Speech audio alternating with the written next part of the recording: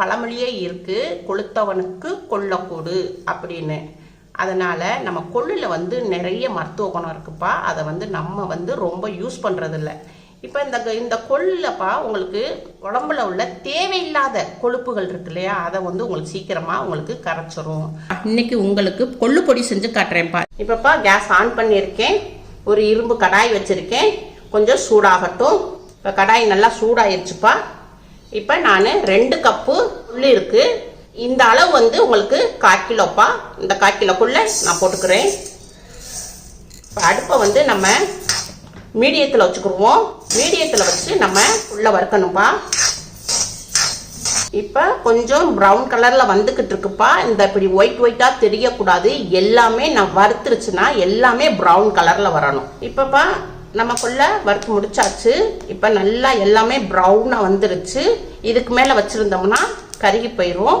இப்போ நம்ம இதை எடுத்து ஒரு பிளேட்டில் மாற்றிக்கிடுவோம். அதே கடாயில் அதே சூட்டில் இப்போ நான் 100 கிராம் கடலைப்பருப்பு பாயுது. இந்த கடலைப்பருப்பை போட்டுக்குவோம்.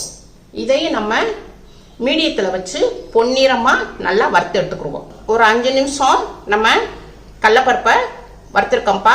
நல்லா வறுத்துருச்சு. இதையும் பிளேட்டில் மாற்றிக்கிடுவோம். அதே கடாயில் அதே சூட்டில் இப்போ இந்த அளவுக்கு நான் கருவேப்பிலை வாங்கியிருக்கேன். இந்த கருவேப்பிலையோடைய ரேட்டே 5 ரூபா தான்ப்பா. 5 ரூபாய்க்கு கருவேப்பிலை வாங்கியிருக்கோம். இதை வந்து நான் சுத்தம் பண்ணி வச்சுருக்கேன். இப்போ இதை எல்லாத்தையுமே நம்ம உருவி போட்டுக்கிடுவோம். கடாயில் கருவேப்பிலை பூரா நம்ம உருவி போட்டுக்கிடுவோம். இப்போ நான் கருவேப்பிலை எல்லாத்தையுமே நான் உருவி போட்டுட்டேன்ப்பா. இதை வந்து நம்ம இதை கொஞ்சம் நம்ம வறுத்து எடுத்துக்கிடுவோம். கடாயுடைய ஹீட்லேயே நம்ம வறுத்து எடுத்துக்கிடுவோம். கேஸை வந்து சிம்மில் வச்சுக்கிடுவோம். நம்ம வந்து எண்ணெய் ஊற்றி நம்ம வறுக்கக்கூடாது. கருவேப்பிலையை வந்து கடாயுடைய சூட்லேயே நம்ம வறுக்கணும். இப்படி கருவேப்பிலையை சுற்றி இப்படி நம்ம வறுத்துக்கிடணும். இல்லாட்டா நமக்கு கருவேப்பிலை வந்து தீஞ்சு போயிடும். கருவேப்பிலை ரொம்பையும் வறுக்கக்கூடாது. அதில் உள்ள சத்துக்கள் போயிருப்பா. இப்போ அவ்வளோதான். இந்த பார்த்தீங்களா சவுண்டு கேட்குது பாருங்கள். சவுண்டு கேட்டுக்குள்ள பொறுன்னு சவுண்டு கேட்குது பாருங்கள். அவ்வளோதான்ப்பா. கருவேப்பிலையை நம்ம வறுத்தாச்சு. இப்போ ஒரு பிளேட்டில் மாற்றிக்கிடுவோம். இப்போ அதே கடாயிலப்பா ஒரு 5 வத்தல் போட்டுக்குருவோம். மிளகா வத்தல் போட்டுக்குருவோம். கொஞ்சம் லைட்டாக ஹீட் ஆகட்டும். ஒரு 2 ஸ்பூன் சீரகம் போட்டுக்குருவோம்ப்பா. சீரகம் வந்து நம்ம உடம்புக்கு ரொம்ப நல்லது. வெயிட் லாஸுக்கும் ரொம்ப ஹெல்ப் பண்ணும்ப்பா. 2 ஸ்பூன் மிளகு போட்டுக்குருவோம். கேஸ் ஃப்ளேம் வந்து மீடியத்தில் வச்சுக்குருவோம்ப்பா. மீடியத்தில் வச்சு வறுத்துக்குருவோம். இப்போ ஒரு 1/2 ஸ்பூன் பெருங்காயப்பொடி போட்டுக்குருவோம்ப்பா. நம்மளுக்கு நல்ல ஜீரணத்துக்கு ஹெல்ப் பண்ணும் பெருங்காயப்பொடி. கொஞ்சம் பிங்க் சால்ட் போட்டுக்கிறேன்ப்பா வெயிட் லாஸுக்கு. ஒரு கிண்டிக்கிடுவோம். நல்லா வறுத்துருச்சுப்பா. இப்போ நம்ம கேஸை ஆஃப் பண்ணிடுவோம். இப்போ இதை வந்து பிளேட்டில் மாற்றிக்கிடுவோம். கொள்ளு வறுத்துருக்கோம் இல்லையா, இதை நம்ம சாப்பிட்டு பார்த்தோம்னா நல்லா சவுண்டு கேட்கணும். முறுன்னு சவுண்டு கேட்கணும். கருவேப்பிலை வந்து இப்படி பார்த்தீங்களா நல்லா சவுண்டு கேட்குது பாருங்கள்.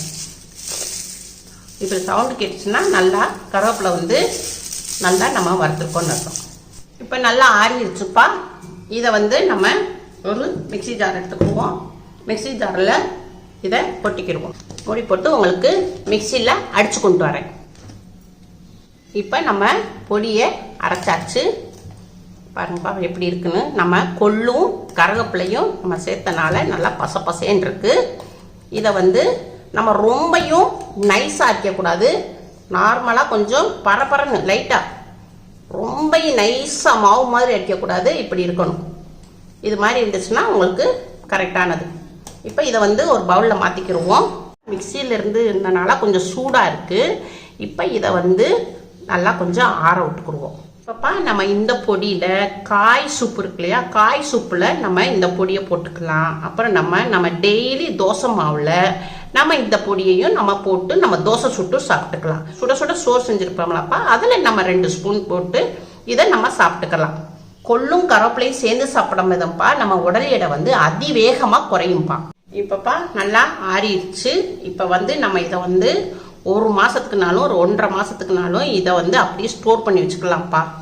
மூடி போட்டு உங்கள்கிட்ட எந்த பாக்ஸ் இருக்கோ அதை போட்டு வச்சுக்கோங்க. நான் இப்படி பவுலில் ஸ்டோர் பண்ணிக்கிட்டேன். இந்த கொள்ளு பொடிப்பா உடல் எடையை வேகமாக குறைக்கும்ப்பா. இந்த கொள்ளு பொடியை வச்சு ஒரு சூப்பு செஞ்சு காட்டுறேன்ப்பா. வாங்க எப்படி செய்யலான்னு பார்ப்போம். இப்போப்பா நான் கேஸ் ஆன் பண்ணியிருக்கேன்.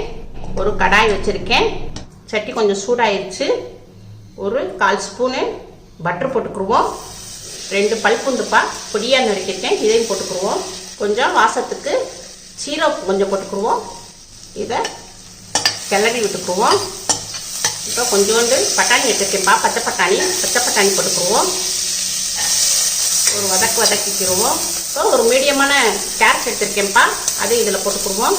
இந்த அளவு காலிஃப்ளவர் எடுத்துருக்கேன்ப்பா, இது சாப்பரில் அடிச்சுக்குருவோம். இப்போ காலிஃப்ளவரை சாப்பரில் அடிச்சிருக்கோம், இதையும் போட்டுக்குருவோம். 1 கப்பு கொஞ்சம் முட்டைக்கோஸ் எடுத்திருக்கேன், இதை இதில் போட்டுக்குருவோம். ஒரு மீடியமான கேப்சிகம் எடுத்திருக்கேன், பொடியாக நறுக்கியிருக்கேன், இதையும் இதில் போட்டுக்குருவோம். இப்போ இதை எல்லாத்தையும் ஒரு வதக்கிக்கிடுவோம். இந்த காய் தான் போடணும் இல்லைப்பா, உங்கள் வீட்டில் என்ன காய் இருக்கோ நீங்கள் எந்த காய் இருந்தாலும் போட்டுக்கோங்க. இப்போ காய்க்கு தேவையான அளவு உப்பு போட்டுக்கிறோம்ப்பா, பிங்க் சால்ட்டு. இப்போ நம்ம காய் வேகிறதுக்கு தண்ணி ஊற்றிக்கிறோம்ப்பா. இப்போ நான் 2 கப்பு தண்ணி ஊற்றுறேன்ப்பா. சூப்புனால நல்லா உங்களுக்கு தண்ணி வேணும். இப்போப்பா நம்ம ரெடி பண்ணி வச்சுருந்தோம்ல கொள்ளு பொடி, இதில் 2 ஸ்பூன் இதில் போட்டுக்குருவோம். இப்போ இதை நம்ம ஒரு கிண்டிக்கிடுவோம். இப்போ நம்ம கிண்டியாச்சு. இப்போ நம்ம மூடி போட்டு ஒரு 10 நிமிஷத்துக்கு வேக விடுவோம். இப்போ நம்ம 10 நிமிஷம் வேக விட்டுருந்தோம். காய் நல்லா வெந்துருச்சுப்பா. இதில் கொஞ்சம் கொத்தமல்லி இலை போட்டுக்குருவோம், நறுக்கி போட்டுக்குருவோம். இப்போப்பா நம்ம கொஞ்சம் எலும்பச்சம்பழம் சாறு கொஞ்சம் புழிஞ்சுக்குருவோம். அப்போ தான் நம்ம சாப்பிடும் போது நல்லா டேஸ்ட்டாக இருக்கும். இப்போ நம்ம இதை ஒரு கிண்டிக்கிடுவோம். அவ்வளோதான்ப்பா, சூப் ரெடி ஆயிடுச்சு. கேஸ் ஆஃப் பண்ணிடுவோம். இப்போ இதை ஒரு பவுலில் மாற்றிக்கிடுவோம். கொள்ளு பொடியை போட்டுப்பா இந்த மாதிரி காய் போட்டு இப்படி சூப்பு செஞ்சு சாப்பிடுங்க. உங்களுக்கு வெயிட் லாஸ்க்கு ரொம்ப ஹெல்ப் பண்ணும்ப்பா. உங்கள் வீட்டில் செஞ்சு பாருங்கள். அம்மாவுக்கு லைக் பண்ணுங்கள், ஷேர் பண்ணுங்கள், சப்ஸ்கிரைப் பண்ணுங்கள்.